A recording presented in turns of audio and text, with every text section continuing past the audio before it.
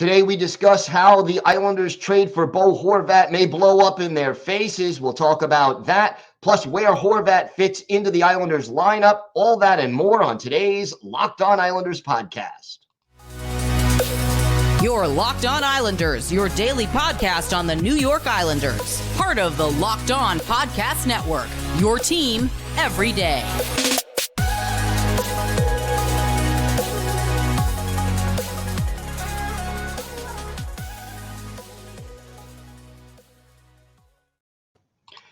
And welcome, everybody, to the Thursday edition of the Locked On Islanders podcast. Gil Martin, so glad you could be with us today, and thank you for being part of the Locked On Islanders family and for making Locked On Islanders your first listen every day. We are free and available on all platforms. This episode is brought to you by FanDuel Sportsbook, official sportsbook of Locked On.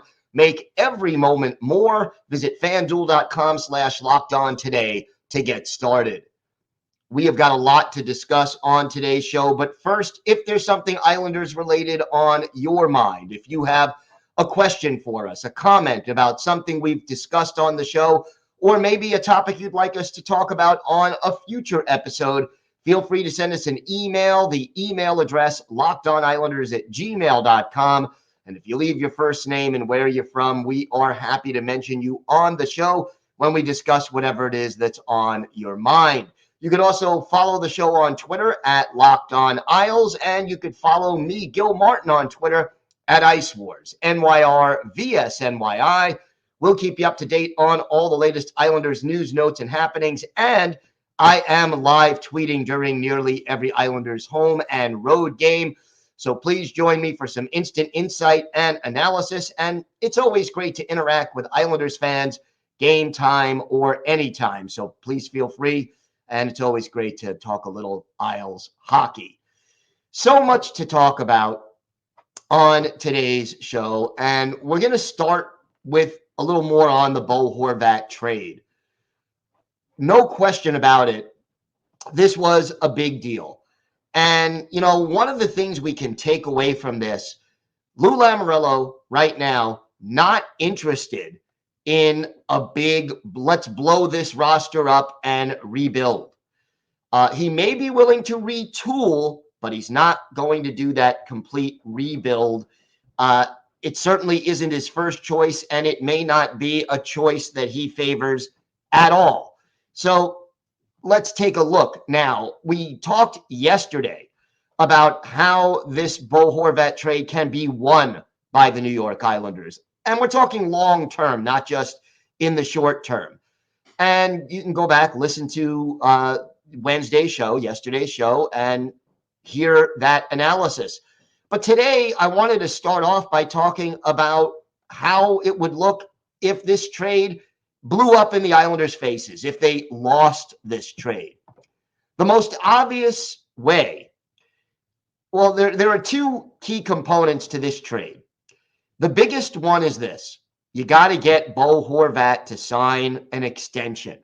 If you gave up a number one draft pick, the number one prospect in your system in Aatu, and a legitimate second or third line forward in Anthony Beauvillier, who was in your lineup game in and game out, and all you got was a rental player who was only on your team for February, March, and part of April of this year, that is way, way overpaying.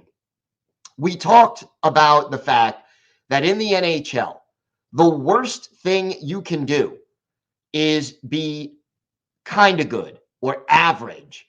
You don't want to be chasing the wild card spot every year, either barely make it in or barely miss.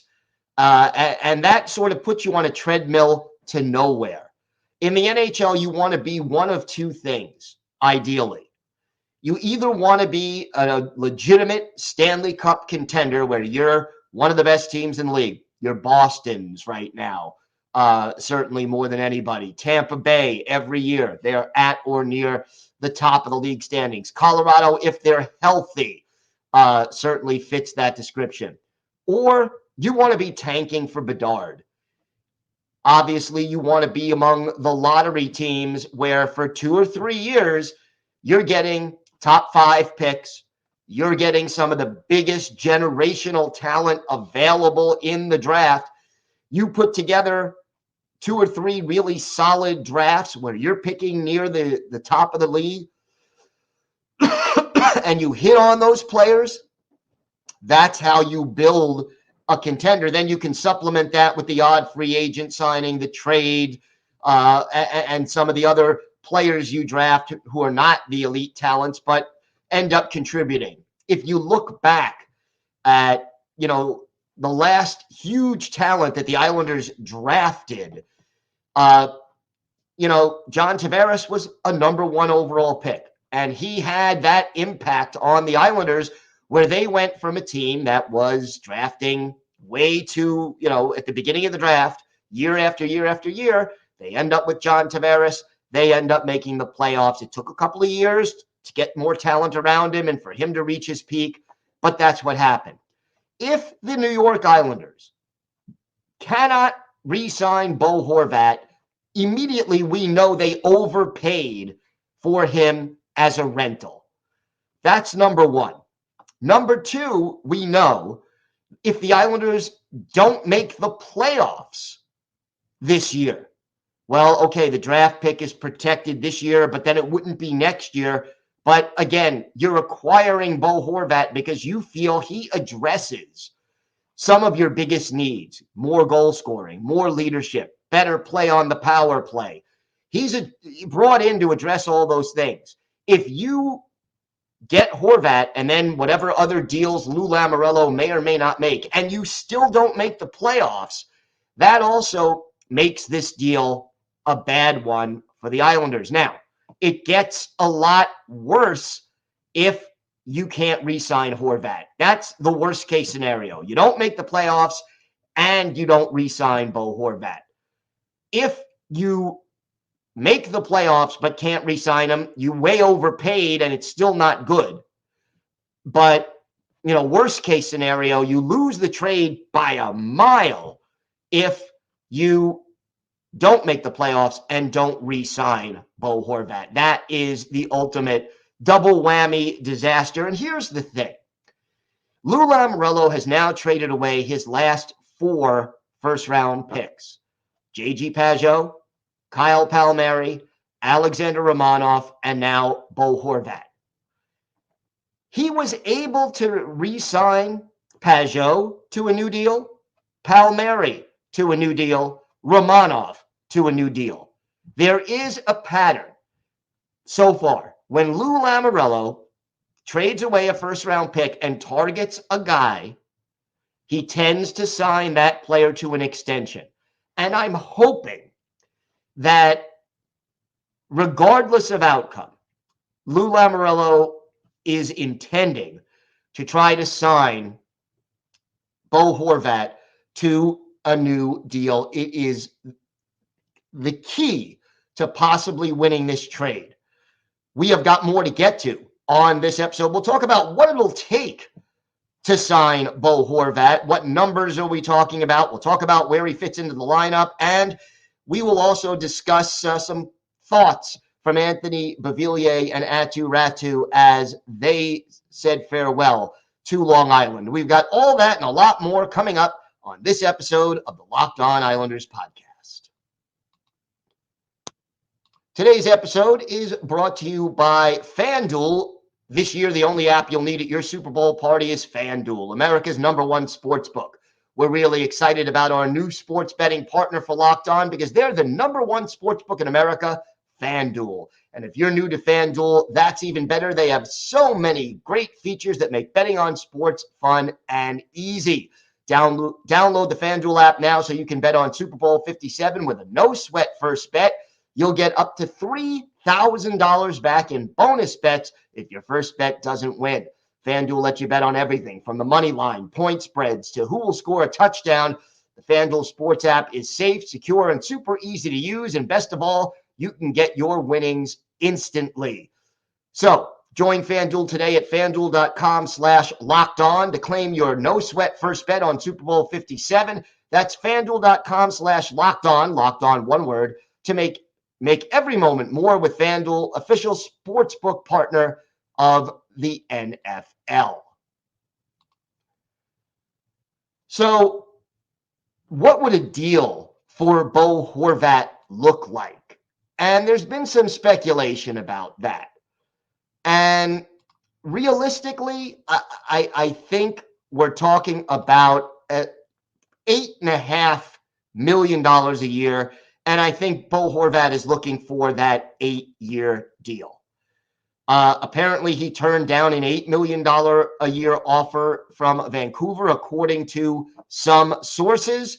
But right now, his market value has got to be somewhere between 7.5 and 8.5 million. I don't think the Islanders will exceed what Mathew Barzal is going to get paid starting next year. They may come close to it. So, realistically speaking, 8 years, Horvat will be 35. And the good news about that is you're not going to see a guy who's in his 37, 38, 39 year season. The deal will end right when he really starts to tail off. The question is, if I'm Bo Horvat, he seemed very enthused about coming to Long Island. But will he still be, after he's played here a little while, gets to know his teammates, gets to know the Long Island and the city and the surrounding area, gets used to playing at UBS Arena? What will his take be after he's been here for just a little while? That will be an important factor.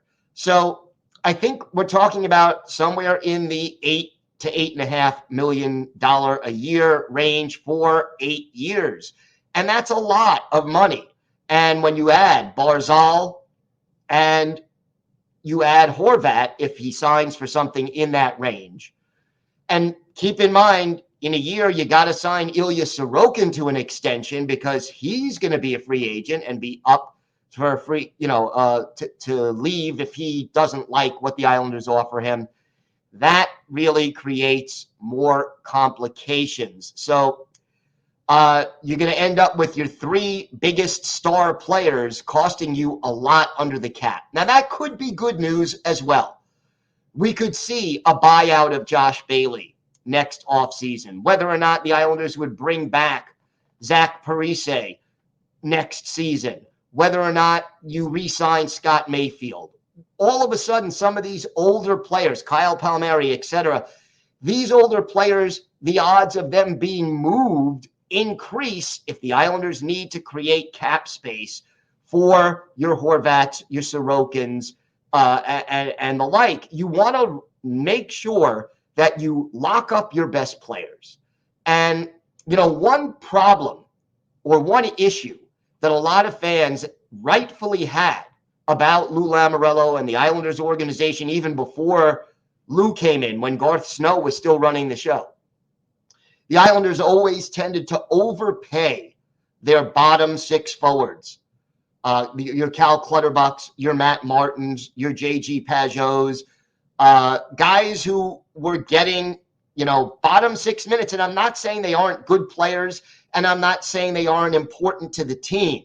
But I am saying that you can't overpay your 4th line and your 3rd line so that you don't have enough money to give the big bucks to the better, players that make your team great.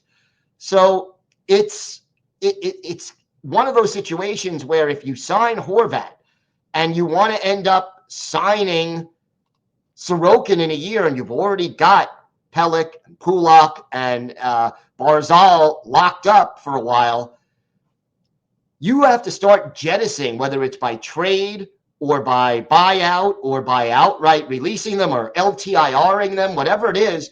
You have to start taking some of those players who are getting more money than what their production is worth at this stage in their career and clear out their salary. So there is that.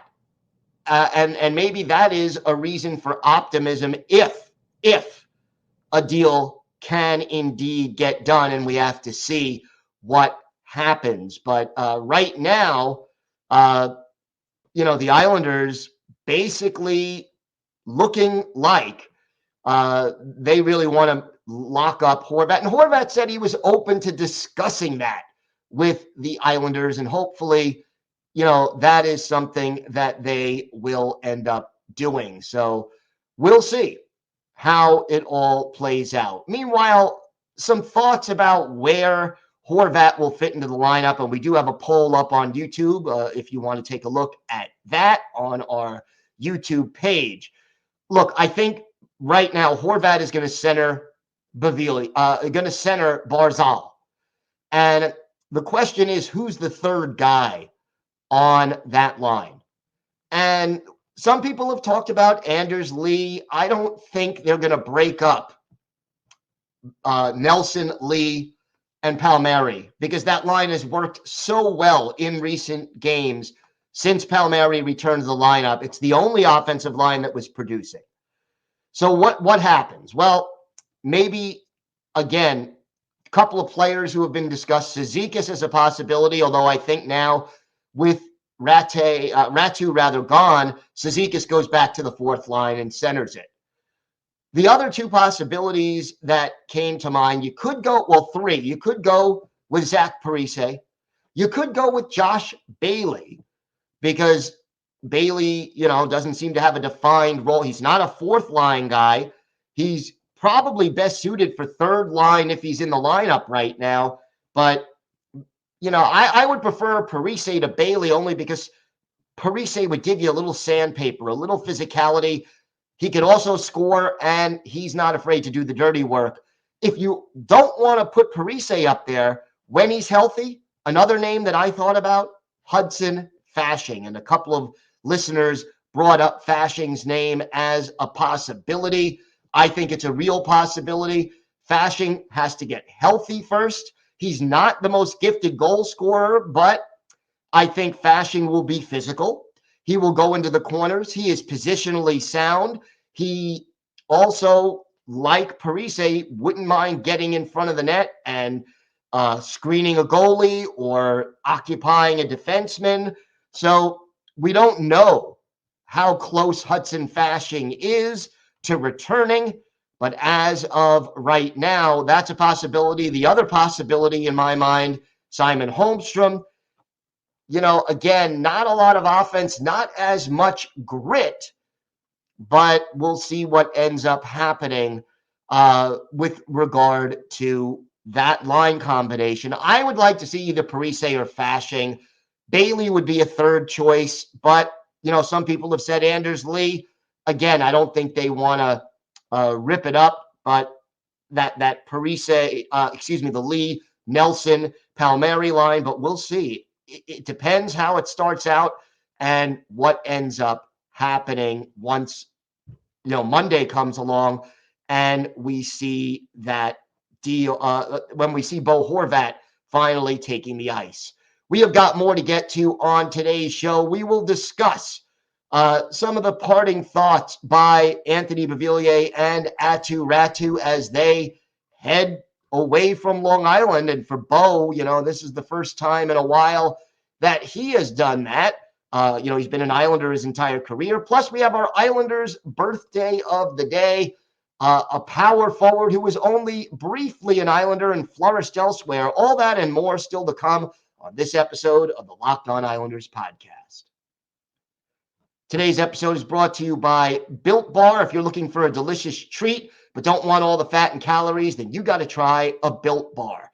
We just got through the holidays. I know my goal this year is to eat a little healthier, but I also don't want to compromise taste. And if you're like that, well, I got just the thing for you. You got to try Built. With Built, healthy is actually tasty. What makes Built Bar so good? Well, for starters, they're covered in 100% real chocolate, and they come in delicious flavors like cookies and cream, which is my favorite, churro, peanut butter brownie, and coconut almond. And each bar has 130 calories, only 4 grams of sugar, but they pack 17 grams of protein. And now, in addition to going to Built.com to get your Built Bars, you can also pick them up at your local Walmart or Sam's Club. So head to Built.com, Walmart or Sam's Club, to pick up the protein bar that tastes like a candy bar, Built Bar. Kind of sad to see Anthony Beauvillier and Aatu go. And, they gave interviews about it. And, Raty seemed to be very enthusiastic about being a part of this organization. Anthony Beauvillier, he had so many great moments with the Islanders. The overtime goal to extend the Lightning series in the playoffs a couple of years ago is the biggest one that comes to mind. But again, we shall see. So clearly, there was a disconnect that we will have to see what happens. But Beauvillier, he was an Islander since the start of his career, had a lot of really good moments, but not consistent enough. And, Bo, really, it's kind of sad to see him go, kind of sad that he didn't get to have, that consistent career that would have kept him on Long Island for, the rest of his career. But at this point, they did interviews. They said all the right things. Beauvillier did, and so did Aatu. But you got the feeling from their body language and from their tone that they just felt a certain sense of loss, that their Islanders career was coming to an end. So obviously, to me, while I was frustrated by Beauvillier and frustrated at times by the way the Islanders used Raty once they called him up, I wish those two guys the best. They were really good for the Islanders during their time with the team, even though Raty's was very brief, and wish them only the best going forward.